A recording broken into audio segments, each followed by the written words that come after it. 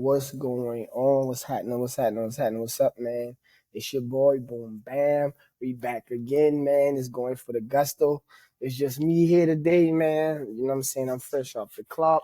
I'm chilling, man. I had a long day of work. I decided to hop up on here, man, talk a little football with y'all, man, to see what's going on. So, we appreciate everybody who tuned in. Stay tuning in, man. So, I'm gonna just hop right into it. This is kind of like a bit of a freelance for me. But what was on my mind, what I wanted to talk about was just the state of the NFL, of how everything has like translated from college to how the league is now. Remember years ago, like the league was super straight up and down. It was you had to play in a pro style offense, as they would say, to be drafted high as a quarterback. They would say like, as a running back, you had to been a bell cow, but not for too long because you didn't know how long you would last in the league. But, running backs were depended on more heavily. For linemen, and defensive linemen, it was pass rushers weren't as pass rushers were kind of dropped in the draft. They weren't super like going early in the front. Like, they were dropping because they needed run stoppers because, all the good teams in the league, in the early 2000s ran the ball really well. They ran the ball. They played defense. They played tough defense. It was a bunch of 4-3s. It wasn't a lot of 3-4 defenses out there at the time. It was it was hard hitting safeties. It wasn't a bunch of ball hawks. It's hard hitting safeties. It was that cornerback who can just, hey, you sit on the island with this one wide receiver, and it was that one wide receiver that was like, I'm the star. Y'all find me on third downs, and then the tight end would just pop out every now and again. You never saw him coming. He would make a play. And we can't forget about the fullback, what I'm saying, the all salts of the world, for Tampa Bay. Like, these people, used to play a role, they could, you would line up in the power eye and throw the ball to your fullback on the goal line. What I'm saying? That's what the NFL was. It was just a tough, grinded out type of game. And then, the era's changed, and it was even cool to see some of the quarterbacks have to adapt, like in the middle of their careers, right? Like the Eli Mannings, the Phillip Rivers, the Drew Breeses, Peytons, the Bradys. Like they started throwing a lot more volume in like the games. Like it was like, all right, these are shootout games. Now we got to score. Now let's start spreading people out. Now let's draft multiple receivers, right? Like let's have 3 really good receivers, right? Let's have a tight end that'll make that linebacker have to move, because at the time that middle backer, he was a run stopper. He was like, hey, I'm here to assist and stopping the run. I'm here to get in there, get everybody lined up like where they need to be, but I'm here to be physical. I'm here to like thump. Now you look at linebackers, they come in the league 225, 230, and they're effective because they can get from sideline to sideline. They can move, they're long, they're lanky, they can jump, they can run, they run 4.5s and under, and they're just freakish athletes. And then the tight ends on the other end, they go to practice now and they practice with the receivers, at a time, tight ends was like a glorified lineman, right? Like they block it, but they was that one that can pop out and catch a pass here and there. Now, you got tight ends in the league that can put up wide receiver numbers, and the wide receiver numbers are even crazier than there was. And then, even running backs now, you have to be able to catch the ball out the backfield. You have to be able to run a route, because if not, you're pretty much a not 3 down back, right? You might be a 1 or 2 down back, and then on top of that, a lot of teams will start to just use you as a blocker because you're a thumper, right? You can pick up the blitzes. You can pick up the green, like, the green dog blitzes. You can pick up the man coming off the edge or whatever. So um, the league is just all around changing. I mean, my question to y'all, in the comments for everybody who tuning in, is the league changing for the better or for the worse? A lot more safeties that are ball hawks, they get drafted. Or like you got hybrid safeties who can play safety, but they can line up in the slot, and cover multiple positions, right? Like they're big enough where they can kind of do a little something on a tight end, but they're also small enough to where if they get matched up on a receiver, they're okay. And they also got to just be able to play in space and actually still play their safety role, play their coverage, whatever that coverage is, whether it's cover 2, cover 3, they got to be able to, flip their hips and move. So, and then, even cornerbacks now, because the quarterbacks are getting so good and the offensive coordinators' minds are working so well, now the quarterbacks can find holes all over the field. So now when you draft a cornerback, you want him to be a man-to-man guy, but you also would like for him to be able to switch up into a zone if necessary, to kind of throw them off, right? And now pass rushers are a commodity. I remember back, coming up when Warren Sapp was like, boy, he's a inside man, but he can rush. Now, having an inside man that can rush is people are looking for it. We're looking for defensive tackles to get 10 sacks in a season. That wasn't always the case. Defensive tackles used to just clog up space, but now we need y'all to get up in there and learn some pass rush moves, man. Get active. Get that quarterback off his center spot. And the quarterbacks, man, that transition has to been the biggest of them all, I would say, because like it's not only the volume of passes, it's how complex the playbook is now, right? And the quarterback is the one position on the field that got to know what every position is doing, right? Ideally, every position should know what every position is doing, but the quarterback has to know. He has to know who's lined up where. He has to know all the route combinations, and he has to identify at the line of scrimmage if they're blitzing. Does he need the audible? Is he one of the quarterbacks that have his coach inside his ear in the helmet telling him, all right, you go ahead audible now, we can see you from the box? Or is he one of them guys that he walk up to the line and make his own audibles? Then you got, the read option, RPOs. Like these are like plays we ran in high school, to kind of move the defense around to open up areas. And that allows quarterbacks to play earlier, but also develop.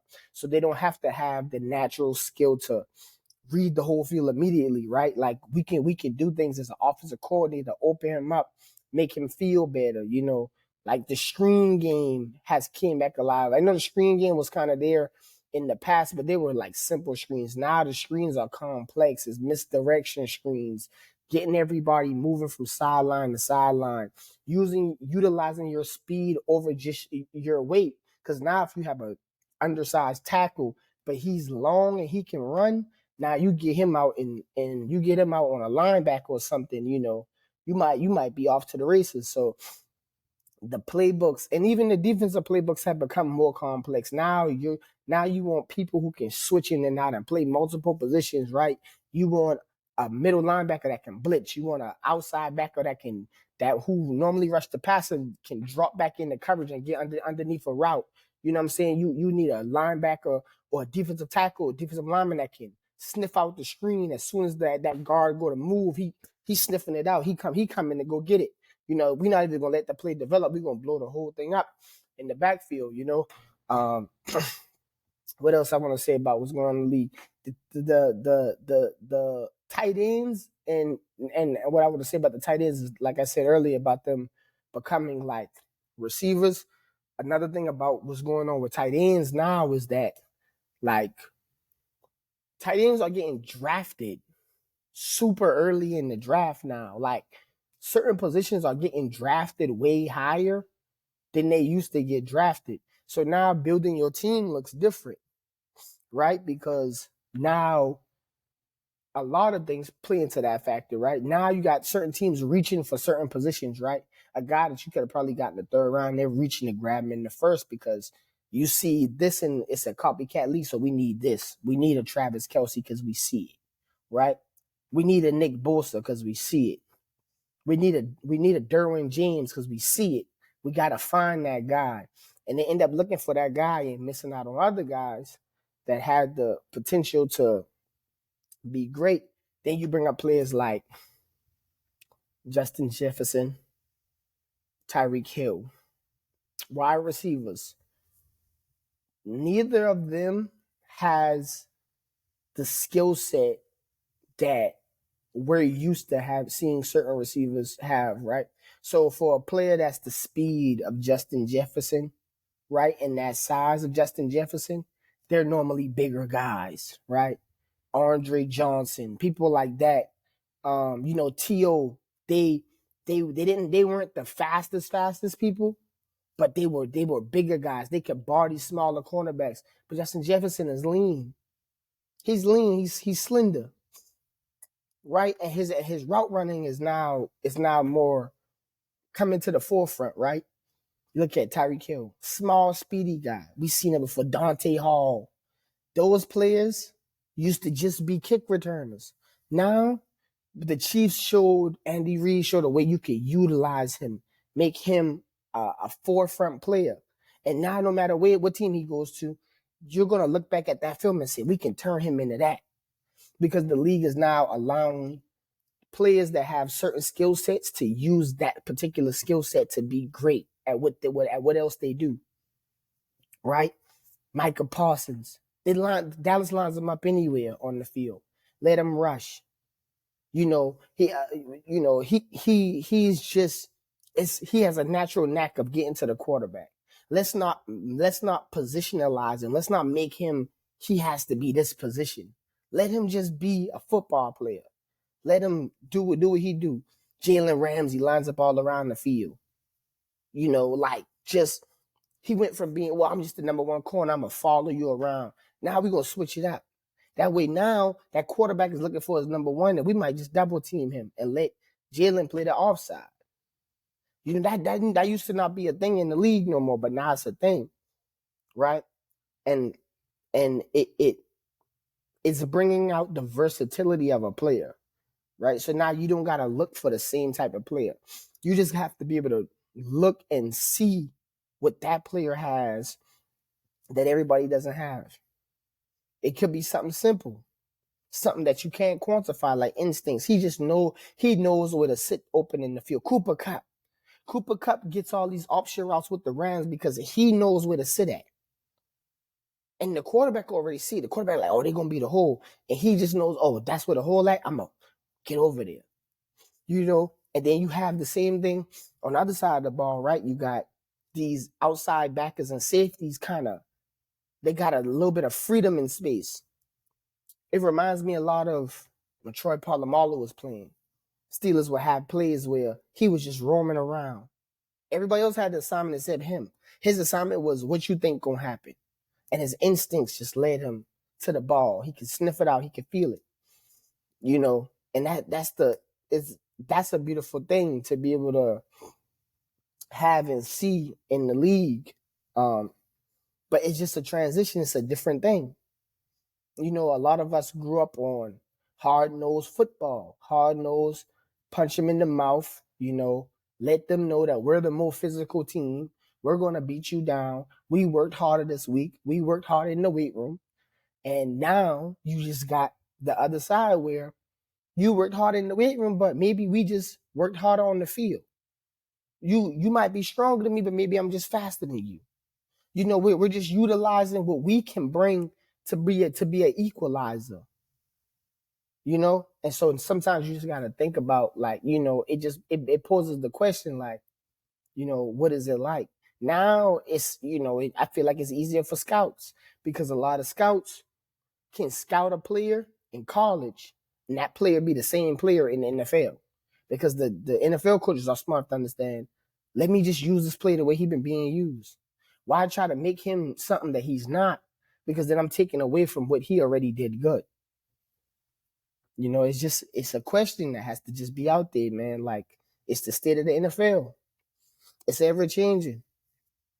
I don't agree with all the rule changes. For y'all that know me, y'all know some of the rules is like, what just happened? But, I'm here to talk about the other side of it too, right? You might not like all the rules, you might not like the way the game is played, but it's certain things that you do like. It's certain plays you get to watch, you get to be flashy, you know, like the Patrick Mahomes, the Joe Burrows of the world. They went in the last playing in '94. They would have got hit up a couple of times and wouldn't have been the same player, you know. But you get to see the flashiness now because it's just a different game, you know.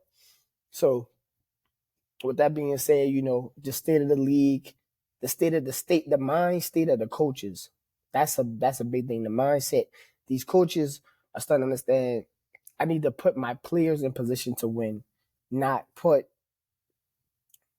think I'm putting myself in a position to win by putting these players where I can fit them in, right? Like if a player is a circle player, I'm not gonna try to put him inside the square hole.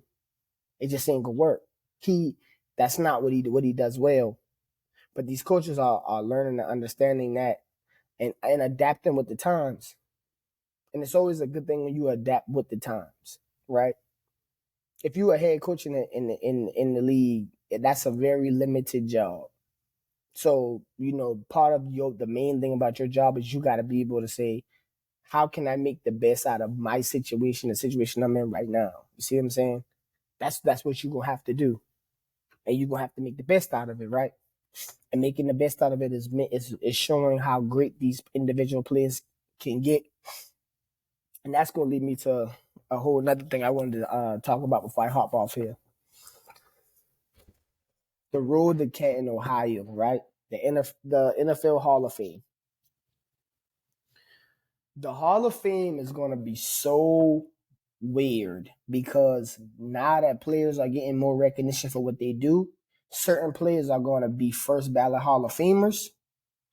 That doesn't necessarily mean they're better than a player who wasn't first ballot, right? Because we know for like receivers and tight ends, it wasn't a lot of first ballot Hall of Famers. I know it's Randy Moss, then Calvin Johnson, and Calvin Johnson is recent, so it's going to be a lot coming behind it, right? Coming down that pipeline is going to be a lot more first ballots. But is that going to make less offensive linemen first ballot? Because the offensive linemen got a lot of love back in the day when you was running the ball on somebody's throat. Are the running backs going to be less first ballot because they don't get as much carries? Now, the way the stats look is you got this much rushing yards, this much receiving yards, right?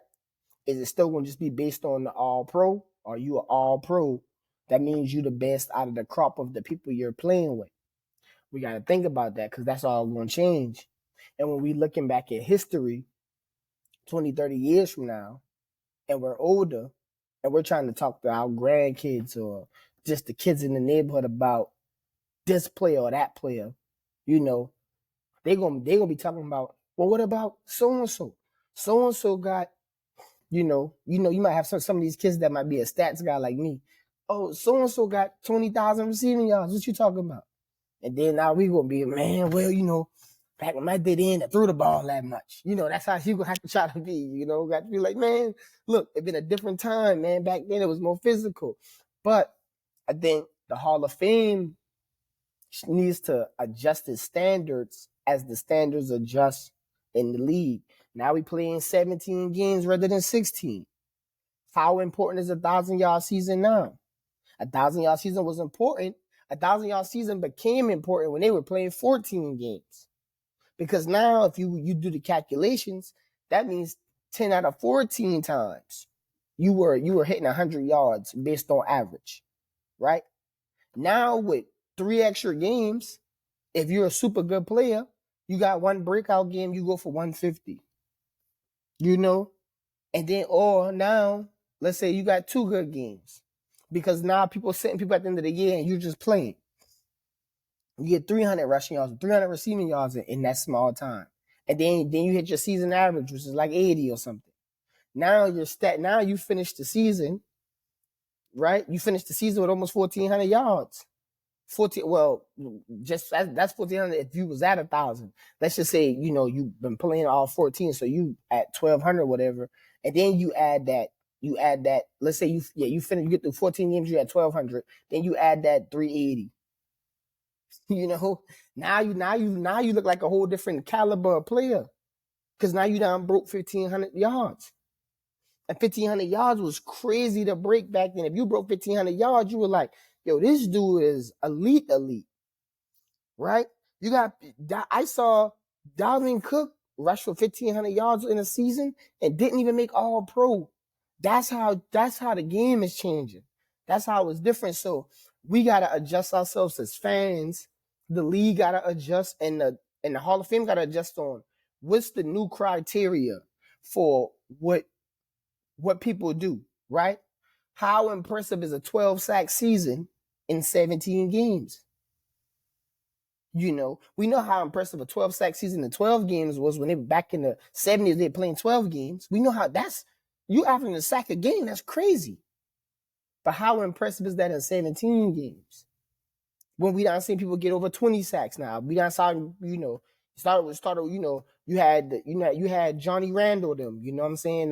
You had the minister of defense, you had Reggie White, you had Lawrence Taylor, they getting the 20 now, you get JJ Watt, them get 22 sacks in the season. Now I'm like, okay, we going crazy. Now, now the teams got better play calling. They got more pass rushers, so now you sharing the sacks with somebody else, right? So where do you land on that ladder now? I mean, I think it's a question, man, and worth asking. Going forward, like for us fans, we gotta be fair fans. We gotta critique these teams the right way. These players, certain players, we gotta give them love, right? We gotta understand that the left tackle that's blocking him, he can run 4.6. That left tackle in 1980 probably wasn't running 4.6. So what the left tackle gonna be running in 2040? Will he be a 250-pound guy? They don't even need a 300-pound guy no more because it's so much throwing the ball and so much pass rushing that you need way slender players, And then as the D line gets smaller, the O line gets smaller too. These are questions, man, and I'm gonna leave the answers up to y'all. I'm just throwing the questions out there, how do y'all feel about the state of the league, And I want y'all give me the good, the bad, the ugly. Y'all tell me what y'all think is going on with how y'all think the league should be looked at, and how should we embrace the change? Should we embrace the change? Do we think history is going to repeat itself and football is going to start getting more physical again as they come out with like new equipment, right? Like they might come out with a helmet that they test this helmet. Nobody ever got a concussion with this helmet. They test it out, or these shoulder pads, I don't know, like for all the superhero fans out there, these shoulder pads made out of vibranium. They like the energy, the kinetic energy moves through, right? You don't actually feel it. So now you just hitting, and you can hit as hard as you want and be okay. Who knows how technology is going to progress and keep moving forward. So then now, football might just go back to being physical. Now it's big on big again because we got this technology. We figured out how to keep the players safe. Because at the end of the day, it's about keeping the players safe. Because the players ain't trying to protect themselves. The players out there trying to prove a point. So the league got to step in and try to protect the player. It's just so much to think about, man. And I can go on and on about this topic all day because there's so much. Like, I've been blessed to be born and raised in a time where my love for the game, and I've just been able to be here to see,